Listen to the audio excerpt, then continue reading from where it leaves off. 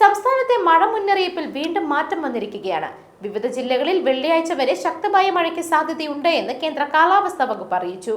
ബുധനാഴ്ച തിരുവനന്തപുരം, കൊല്ലം ഒഴികെയുള്ള ജില്ലകളിൽ ശക്തമായ മഴയ്ക്ക് സാധ്യതയുണ്ട് എന്നാണ് മുന്നറിയിപ്പിൽ പറയുന്നത്.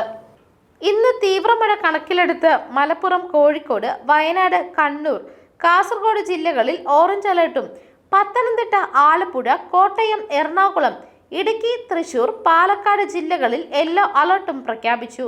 വ്യാഴാഴ്ച മലപ്പുറം, കോഴിക്കോട്, വയനാട്, കണ്ണൂർ, കാസർഗോഡ് ജില്ലകളിലും വെള്ളിയാഴ്ച കോഴിക്കോട്, വയനാട്, കണ്ണൂർ, കാസർഗോഡ് ജില്ലകളിലും ശക്തമായ മഴ തുടരുമെന്നാണ് മുന്നറിയിപ്പ്. വടക്കൻ കേരള തീരം മുതൽ തെക്കൻ ഗുജറാത്ത് തീരം വരെ ന്യൂനമർദ്ദപാതി സ്ഥിതി ചെയ്യുന്നു. അതോടൊപ്പം പടിഞ്ഞാറൻ, വടക്ക് പടിഞ്ഞാറൻ കാറ്റ് അടുത്ത 2-3 ദിവസം ശക്തമായി തുടരുവാനും സാധ്യതയുണ്ട്.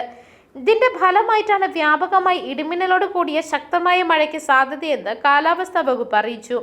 കേരള തീരത്തും തമിഴ്നാട് തീരത്തും വ്യാഴാഴ്ച രാത്രി 11:30 വരെ 1.9 മുതൽ 2.4 മീറ്റർ വരെ ഉയർന്ന തിരമാലയ്ക്ക് സാധ്യതയുണ്ടെന്ന് ദേശീയ സമുദ്രസ്ഥിതി പഠന ഗവേഷണ കേന്ദ്രം അറിയിച്ചു.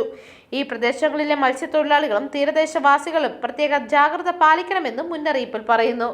News desk മെഗ്നവിഷൻ.